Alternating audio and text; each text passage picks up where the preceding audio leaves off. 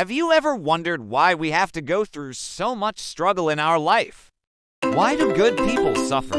You know, people who work hard, they try to do the right thing. They're kind, they're compassionate, they're loving, yet they still suffer. What is this life about?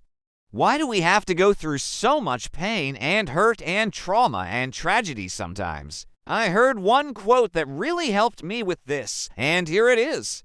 It says, "The wound is the place where the light enters you." Think about that for a second. The wound is the place where the light enters you.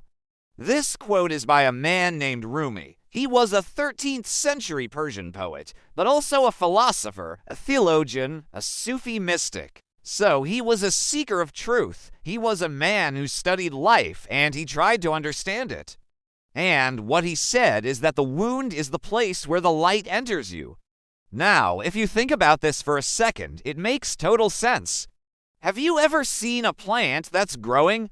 The seed is planted, and then there's this little crack in the seed. And as the sun shines in through that crack, that seed begins to grow.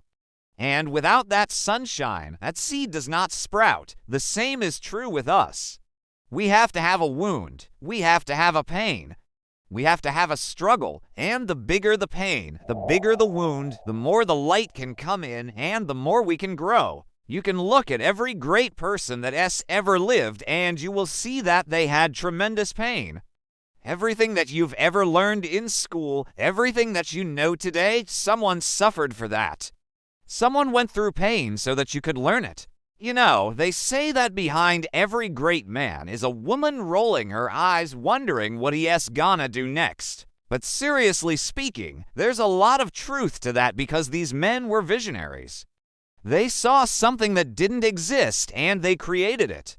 They had a pain, they had a wound, they had something to prove. They had a purpose. So why are we here?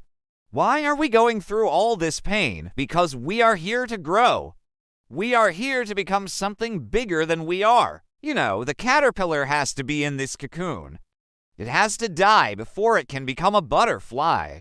You can look at your own life and you can see the same thing.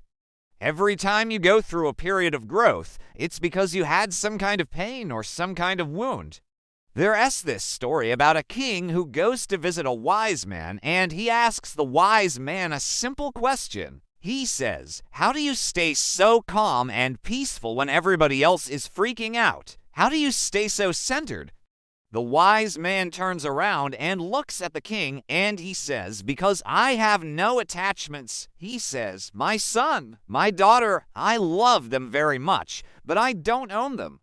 They're not mine. They're not attached to me." The king sits down and thinks about that for a moment. Then he gets up and he goes for a walk. As he's walking, he sees a bird in a tree.